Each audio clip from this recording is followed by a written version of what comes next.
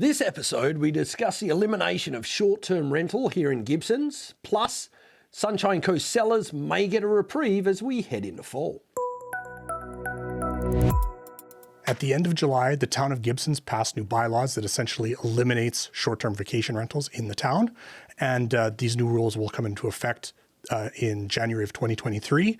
But kind of the end result is that in a few years, there won't be really any short-term rentals in Gibsons.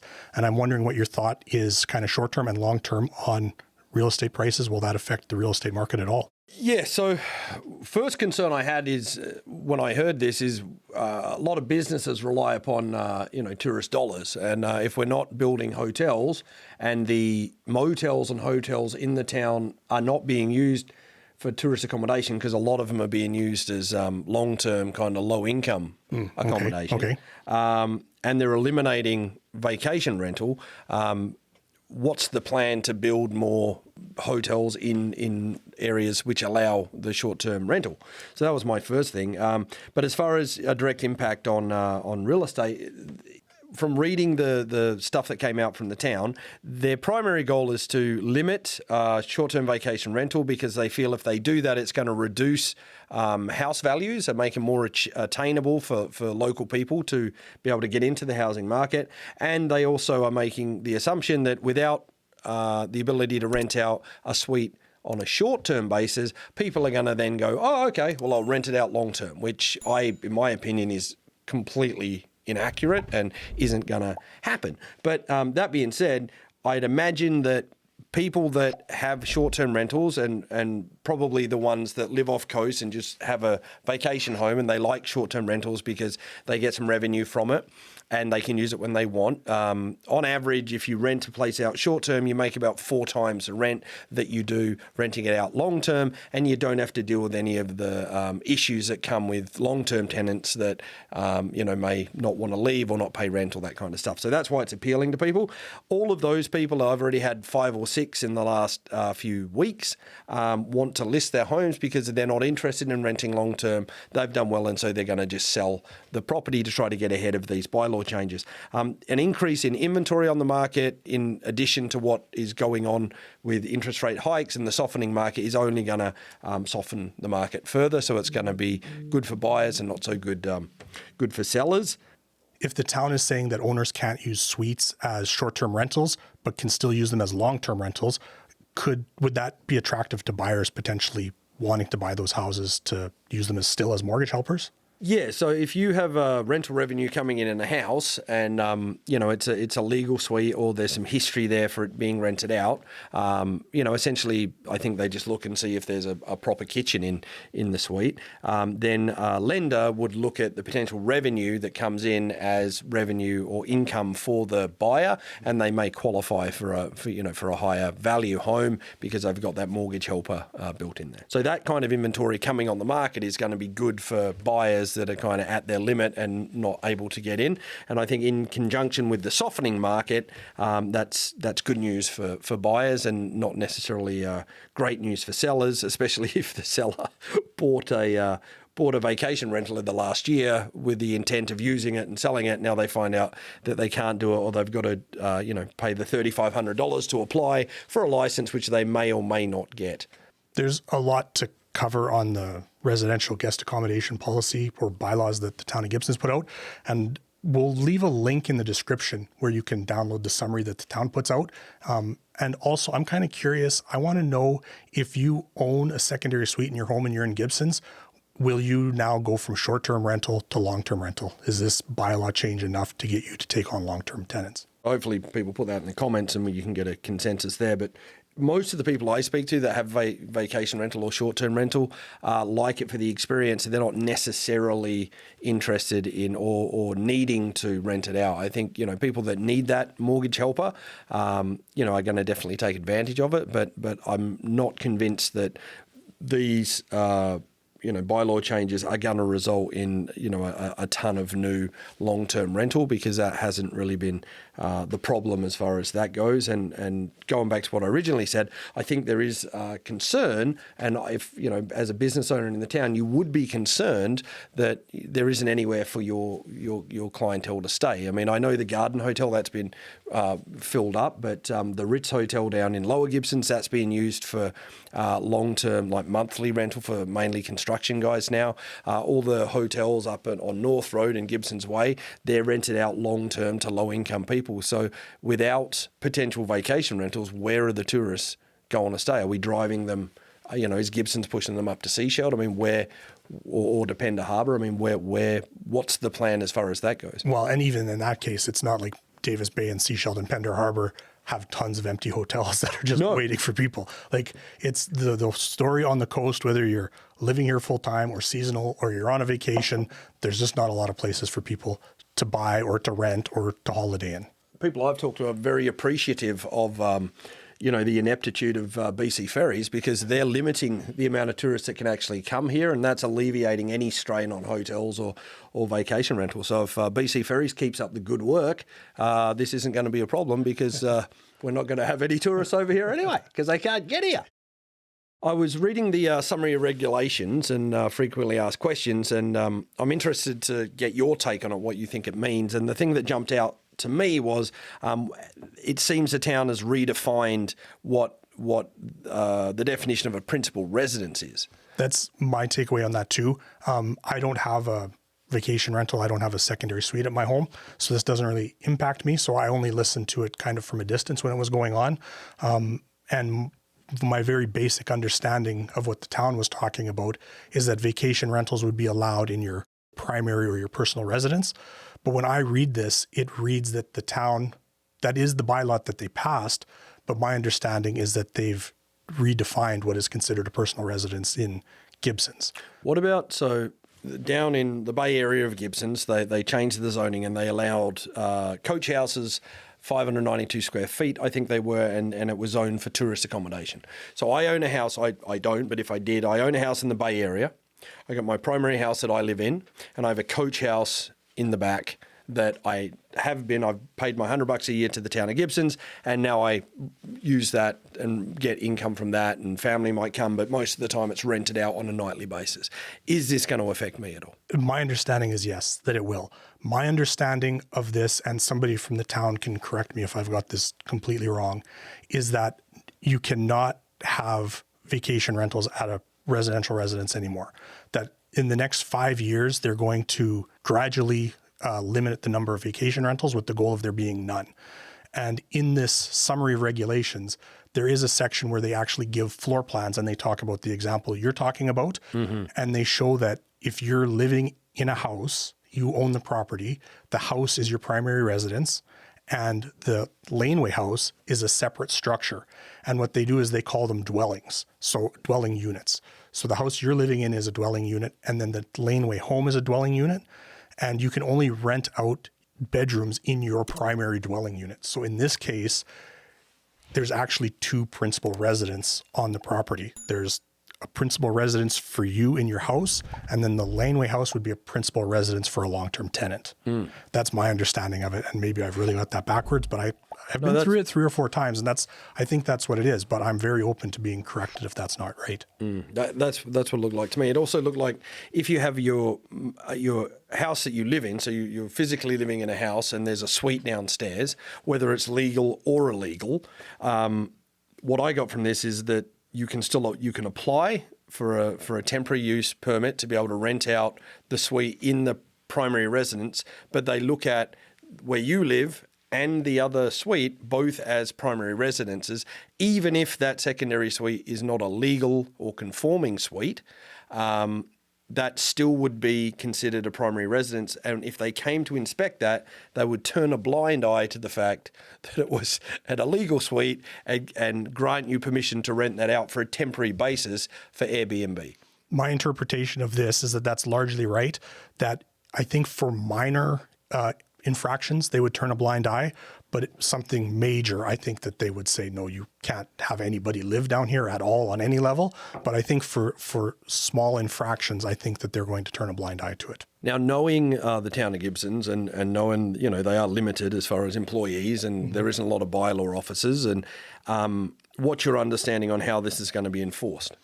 So my understanding of how this is enforced is that you will apply for your permit from the city. They will give you a license number, and wherever you advertise your short-term rental, you'll have to include the license number. And I'm guessing that it'll be for other people to kind of tattletale and say, my neighbor is renting a house and he doesn't have this permit on his advertising, and the town will follow up. I don't know that there's enough manpower for the town to actively police it.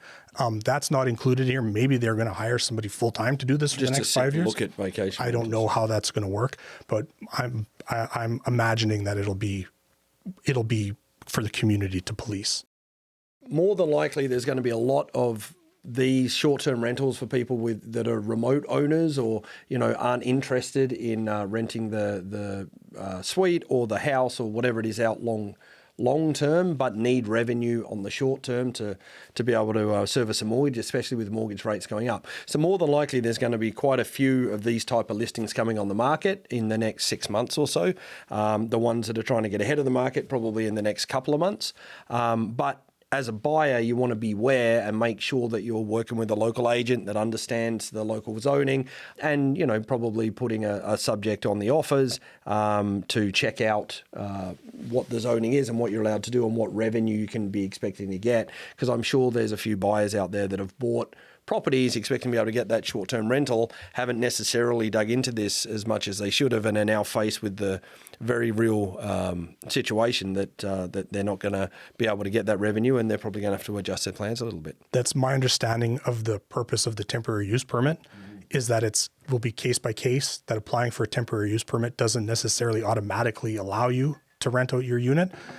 It sounds like it'll be considered on a case-by-case basis, and I'm imagining the scenario that you explained will probably get preferential treatment, that if you say, I bought this house and I didn't do the homework I should have, and now this will bankrupt me if I'm forced to sell it, or I can't carry it renting it out, or whatever the problem is.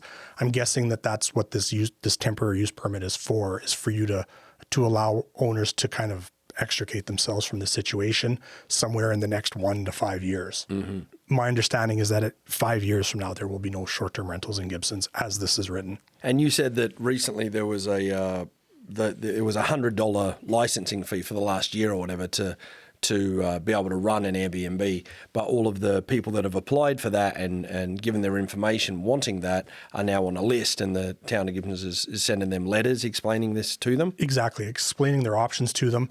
And my understanding of it is that it is to apply for one of these temporary use permits, it's a $1,500 non-refundable application fee. So whether you get it or not, quite reasonable then. Very you'll reasonable. pay the $1,500, and if you, it's got to be an hour's worth of work for someone. So you're only paying half price. If they do allow you to have the temporary use permit, my understanding is that the business license for you to operate it for a year is $2,000. So again, somebody from the town can correct me if I've got this wrong, but if you applied for a temporary use permit and the town approved you to have the temporary use permit, it would be $1,500 to apply, $2,000 for your first year, and then $2,000 for your second year. So that, by my math, that would be $5,500 for you to run a short-term rental in the next 2 years. I keep saying short-term vacation rental, but the truth is that Gibsons changed the name of short-term rentals to residential guest accommodations in this bylaw and in this new policy. Mm-hmm. And you will be still allowed, if you own a home in Gibsons, to rent out on the short term to people, but only if they're sharing your space. Mm-hmm. So then that would mean, like, if you had a house guest, that somebody comes to stay with you and they're going to share your kitchen and your living room and maybe share a bathroom with you. If that's how you're setting up your short-term rental, my understanding is that that's fine to do, and that's indefinitely you'll be allowed to do that. But that what will not be allowed is to have a short-term rental with a separate entrance and a separate kitchen and separate bathroom and all the rest. Because they want that inventory for long-term rental. That's right. And their belief is that if you can't get revenue from short-term, you're going to give it long-term, and that's going to free up all of the free up these units for people to rent out long-term. That's right. That's my understanding. And I guess if they don't do that, then they're going to sell them, and that's going to be an entry-level house for someone that can't necessarily buy the house, but with the long-term rental revenue, that will allow them to be able to. I guess so. I don't know the inner workings of what the council's thought process was, but I think logically that's probably what they make sense. Well, they said primary goals and secondary goals, and that's what it seemed to be. So we'll see, I guess, if it works. August was a hot month on the Sunshine Coast temperature-wise, but I think the opposite was true for the market. It was relatively cool. Cool, very cool, yeah. And what do you see going into fall? Will that carry over, or can we expect? Well, the last 2 weeks has been trying to pick up the ferries, and the cancellations and the mechanical issues and staff shortages and ferries not running and only accepting reservations and blah, blah, blah. All of that stuff has limited the amount of potential buyers that have come over. In the last week, I've noticed things have picked up. I've seen 2 properties I was selling that have gone to multiple offers. A couple have had, initial offers and backup offers come in. Seems to be a lot more interest in getting into the market. I don't know if what I think it is people are, finished their vacation. Now they're back to kind of thinking about real estate. And also there's 2 more or 1 more, 75 basis point interest rate increase coming in September, and then another one predicted before the end of the year. So maybe people are just kind of biting the bullet and thinking, I want to get into the market. We are seeing still a lot of price reductions, and the properties that have adjusted for the softening market are selling now. So, we are getting a rally. What I think is going to happen, I think we're probably busy. I'd say by September's probably going to be decent, and then we're going to be a ghost town in October. And then depending on what's happening, with the economy and everything else that's going on, if there's a ton of inventory comes on the market, I think we're, moving into a buyer's market next year. And we're going to see how long it takes to kind of turn around coming out of that. But I think it's going to be good for buyers for the next, at least 18 months kind of thing. In September, if somebody called you to sell their home, what would be your advice to them? I'd ask them why they want to sell. And depending on what that is, I'd ask them what took them so long. God, you're listening to the podcast? I don't know. But the 3 people that watch this, I've already sold them all homes. It's crazy. I'd want to know why they're trying to sell, right? And providing it's like a lateral move, or they got a reason to do it. I'd give them comparables and say this is kind of where the market's at, and we should probably be a little bit ahead of that. So we want to price it sharply, and get it on the market. I mean, a lot of people say, well, I want to fix this, I want to do that, I'm going to paint this, I'm going to do that. And maybe if the house was painted or, was in better shape or had a new roof on it or whatever it is, right now you could get more money for it. However, you could spend 3 weeks farting about with the property, getting it all tickety-boo, and the market's dropped so much that you've just wasted that time and that money. Right. So if you need to sell it, get it on the market as quick as you can, price it appropriately, and it will sell. Don't chase the market down. Don't overprice it. Don't leave negotiating room. Don't think people are just going to make an offer, because even in a market like this, you've got to be a pretty aggressive buyer. If someone's listed at $1 million to offer them, $795, you're going to assume that that they're going to take it personally. And despite what most realtors will say, people do take it personally. Mm-hmm. You need to make it attractive enough for someone to go, you know what, we're going to be in a recession next year, but I'm going to buy this house. You know what, I can't rent it out short term. Oh, okay, but still I'm going to buy it. So you don't want to be trying to get too much juice out of it at this point. And if you don't have to sell and you're happy renting out long term, it's a strong long term rental market here. You could do quite well. And if you are going to do that, all of the nightmares and problems and everything else that come from people having a horrible experience with long-term tenants, that really comes from their own laziness, so to speak, in recruiting those tenants. I mean, all of the problems I've seen is people, they've got a tenant, that tenant leaves, they recommend a friend, that guy recommends a friend, and then they're 3 tenants in, they have no relationship, there's no credit check been done, none of that been done. So hire a property manager. If you're going to rent it out, even if it's just to screen the tenants and set up the first lease, right? It's money well spent. And if you don't do that and you end up with a tenant, then it's your own fault. And you can't say all tenants because you haven't done the job and made sure that someone's got decent credit. Because if they've got decent credit, they're probably paying their rent. If they've got terrible credit, what are you not going to pay first, right? It's probably going to be your rent, right? So. The one thing I will say about being a landlord is that the a lot of the horror stories we hear, I think that is like a fraction of tenants. I think the vast majority of tenants are very good tenants. They do everything they can to pay their rent on time. They want to pay their rent on time. They want to be good neighbors and good parts of the community. But then that very small percentage that's bad is so bad that it overshadows all the good tenants. I rented a lot of homes for a lot of years, and I think I can count on one hand how many times I actually had to evict somebody. So overwhelmingly, my experience with renters was good, but I can see where somebody coming in that has had a bad experience and was burnt doesn't want to do it again. And that if you're coming in and you're spending $1 million on a home, it's a lot of money to put out and potentially have to deal with one of these heartaches, even if it's a small chance that it actually happens. And the other thing, I think, just advice for tenants, we've done videos on that in the past as well. If you're a tenant and you're living in a house and, you know, you have a rental agreement and that kind of stuff, resist getting a dog or resist getting the second cat, resist, you know, letting people store stuff at the place, resist, you know, letting other family members come live with you and not let the landlord know. Because if something does happen to that accommodation, when you first rented house A and it was, you know, a couple and maybe one cat and, you know, that the landlord rents to you and you sign a lease and that's great. And then you end up at the end of that lease, you don't sign a new lease, you just go month to month, you get the extra 2 pets and go from there. It's going to be way harder for you to find another rental. And so you end up in a situation where what you're paying is unrealistic because you've sublet out.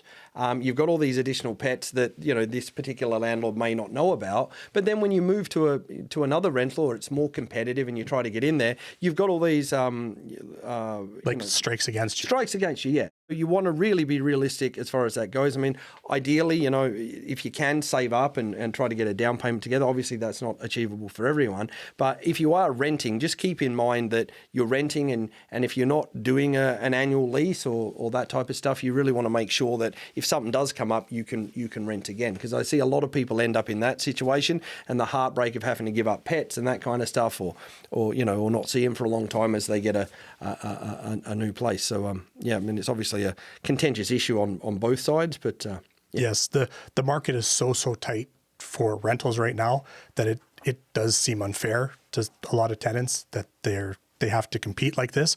But the truth of it is that, you know, there's dozens of applicants for homes, and so if you're not like the absolute cream of the crop, the landlord is going to take the person that they think is going to put the least amount of wear and tear on the property and has the best chance at consistently paying the rent. And so you want to do everything you can to put yourself in a position that you're in that top 1% of tenants. That's your advice for sellers in this market in September. What would be your advice to buyers? Buyers, if you see a True Blue Realty Tony Browton listing, just get in there, full price offer, subject free. No, yeah, I mean, I'm selective with the buyers that I work with. I normally refer stuff out to buyers agents. I am still involved in the process, but it's, you know, I'm not necessarily driving them around to properties and that kind of thing. There is a lot more selection for buyers right now. I would suggest that you know, they should feel pretty comfortable in you know, in having subjects on offers and that kind of thing. Now inspections are commonplace, septic inspections are commonplace, whereas, you know, at the height of the market everyone was going in kind of subject free. The biggest thing that I've had from the other side, from being a seller, like representing a seller, is I've had a lot of deals fall apart because of financing in the last, you know, few weeks. And that's, I think, just people have assumed that, not understanding stress tests, not taking the time to get pre-approved, telling their real estate agents that they are pre-approved, their real estate agent not doing their due diligence to make sure that they are approved. What I recommend my buyers agents do, and I try to do, is if a buyer does want to work with me or one of the people that work with me, I obviously make sure that I get a buyer's agency signed because, you know, we're not going to take you out if you're not willing to write an offer with us. And then the second thing is we do verify with a mortgage broker what you're qualified for, because really in good faith, we can't take someone out that can afford $300,000 and show them $1 million home, right? We need to know they can afford what they've got. And if there's any limitations on that, if they have an approval that expires on a certain date, we need to then talk to the mortgage broker and get that updated so that they know what they can by, when they close. So it's really important. So that would be the main advice to the buyers is, enjoy this because it's been horrible for you for the last couple of years. Enjoy it, but do your homework and make sure that you're prepared should you come across that perfect home. Because if you're out there looking at homes and you haven't done that, even in a slower market, odds are you're going to see it, you're not going to get it, and then you're going to be chasing that. And for a buyer's agent, that's a nightmare. When you take someone to a house that they love and they don't get, every house moving forward is going to be compared to that one. Tony, can you give us an idea of what listings you have coming on stream here in September? So very excited. We're going to be selling phase 2 of Eagle View starting mid to late September. So that's 24 units coming up with beautiful panoramic views. Phase 1 was the most successful pre-sale that the Sunshine Coast has ever seen. So hopefully phase 2 continues in that vein. Also, there is some units down on South Fletcher. There's 2 units available in the Cote building. They're going to be move-in ready, I believe, at the end of September. So there's some great attached offerings there. And the Driftwood project, I think, is going to be up and going again. We're looking at end of October for that. So lots of nice condos that are available for either pre-sale or move-in ready. And those units are all kind of geared towards our bigger buyer group, which is the retiree set. So I'm excited to have that stuff come online. Like Cote, it's covered parking.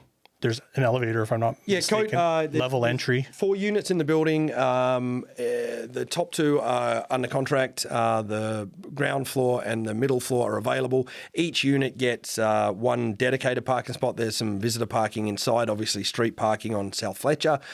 Beautiful views for those ones and a great location. Walk to all the restaurants and shops and amenities that Lower Gibsons has to offer. I was actually in the ground floor unit. It's still under construction. But even you think a ground floor unit, you're not going to have a view, but man, you got a really nice view on the ground floor. Yeah, I got, actually the RCMP sent me the video footage of you sneaking around. That's how we met. I am very interested as well, just kind of going back to, the town and the change and that kind of stuff, what their plan is, if they plan to loosen up, zoning or add more tourist accommodation zoning, if there's any plans for a hotel, that kind of stuff. I mean, obviously the George, it seems to be stagnated as far as that goes. I mean, that was going to be a hotel down there, but I'm just interested to see if there is a plan once they eliminate over the next 5 years, if there is going to be additional, proper tourist accommodation, because that's a big factor too. We're moving into an election in October, so maybe we will have some fresh blood that has a new plan for what to expect from the town in the next 4 years. Yeah. Johnny Fairmont might be running, or Mark Ritz. Who knows? Barry Hilton. Barry Hilton for Mayor of Gibsons. Do you want to end on that? Yeah, sure, that's good enough. That's good. Thanks for watching, and if you haven't already, please consider subscribing. While you're here, maybe you want to check out one of my listings or watch my video about why you should choose me to sell your home.